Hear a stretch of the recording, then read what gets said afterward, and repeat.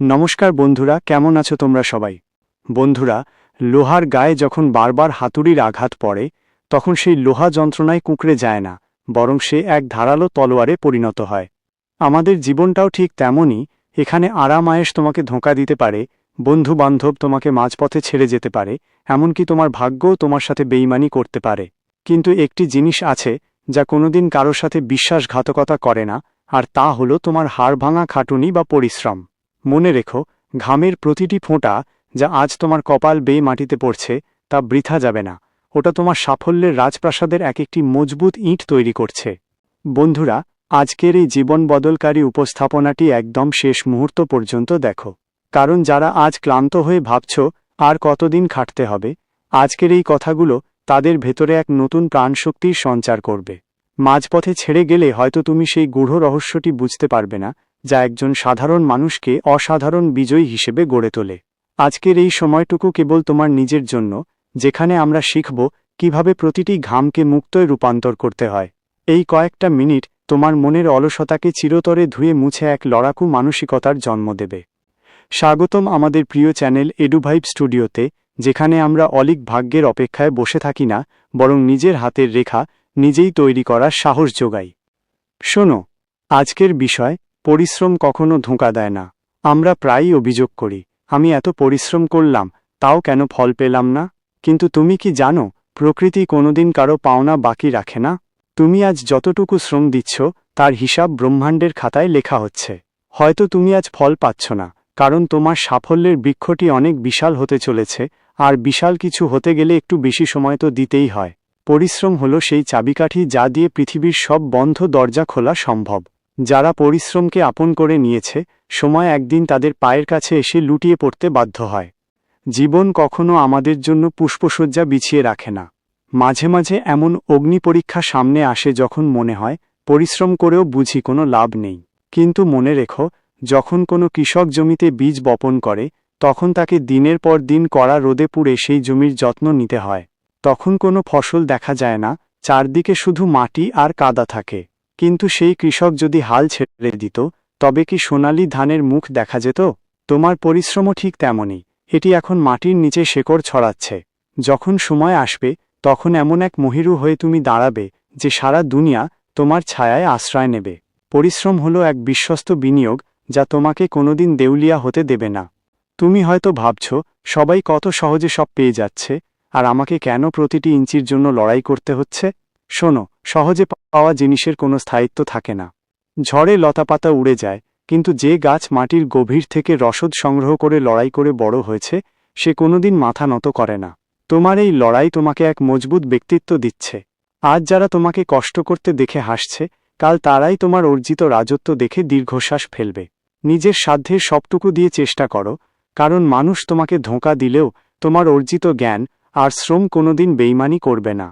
মনে রেখো, সূর্য প্রতিদিন উদিত হওয়ার জন্য সারা রাত অন্ধকারের সাথে লড়াই করে।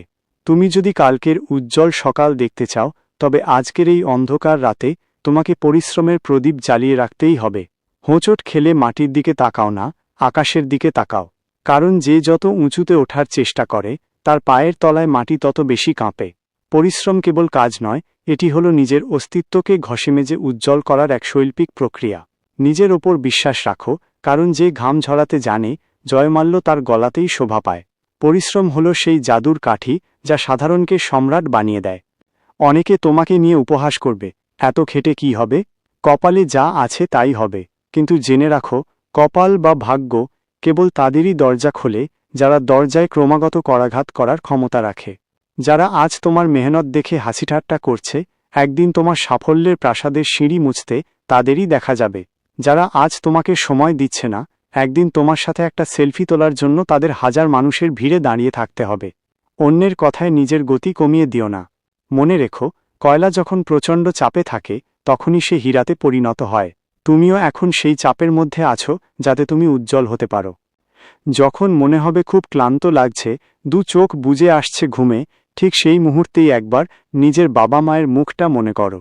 দেখতে পাচ্ছ তাদের চোখের সেই স্বপ্ন? ওটা তোমাকে বলছে, তুমি ক্লান্ত হতে পারো না, তোমাকে জিততেই হবে। বিশ্রাম নাও, একটু জিরিয়ে নাও, কিন্তু আজকের পরিশ্রম যেন কালকের জন্য পড়ে না থাকে। হয়তো এই বাড়তি 1 ঘন্টা পরিশ্রমই তোমাকে অন্যদের থেকে কয়েক বছর এগিয়ে দেবে। পরিশ্রম করাটা কেবল দায়িত্ব নয়, এটা হলো তোমার আগামী প্রজন্মের জন্য এক সুন্দর ভবিষ্যৎ গড়ার শপথ। বন্ধুরা, সাফল্য কোনো লটারি নয়, এটা হলো তোমার প্রতিদিনের তিল তিল করে জমানো ত্যাগের এক বিশাল পাহাড়। যেদিন তুমি বিছানার মায়া ত্যাগ করে নিজের লক্ষ্যের পেছনে উন্মাদের মতো ছুটবে, সেদিনই তুমি প্রকৃত মুক্তি পাবে। হয়তো আজ তোমার পাশে কেউ নেই যে তোমাকে 1 গ্লাস জল বাড়িয়ে দেবে, কিন্তু মনে রেখো, যারা ঘামের সাগরে সাঁতার কাটতে জানে তারাই সাফল্যের উপকূলে পৌঁছায়। যখন পৃথিবী তোমার ক্ষমতা নিয়ে ব্যঙ্গ করবে, তখন নিজের অপ্রতিরোধ্য কর্মক্ষমতাকেই নিজের সবথেকে বড় জবাব বানিয়ে লড়ে যাওয়াই হবে তোমার শ্রেষ্ঠ উত্তর। তোমার অতীত হয়তো দারিদ্র্য বা ব্যর্থতার গল্পে ঢাকা ছিল, কিন্তু আজকের এই মুহূর্তটি তোমার সেই ইতিহাস বদলানোর এক মাহেন্দ্রক্ষণ। অভাব বা সীমাবদ্ধতা তোমাকে থামিয়ে দেওয়ার জন্য আসেনি, এগুলো এসেছে তোমার ভেতরের জহুরিকে জাগিয়ে তুলতে। যদি আমাদের এই হৃদয়স্পর্শী বার্তাটি তোমার ধমনীতে নতুন করে পরিশ্রমের নেশা জাগিয়ে তোলে, তবে আমাদের এই প্রচেষ্টাকে তোমার কলিজার টুকরো আপনজনদের মাঝে ছড়িয়ে দাও।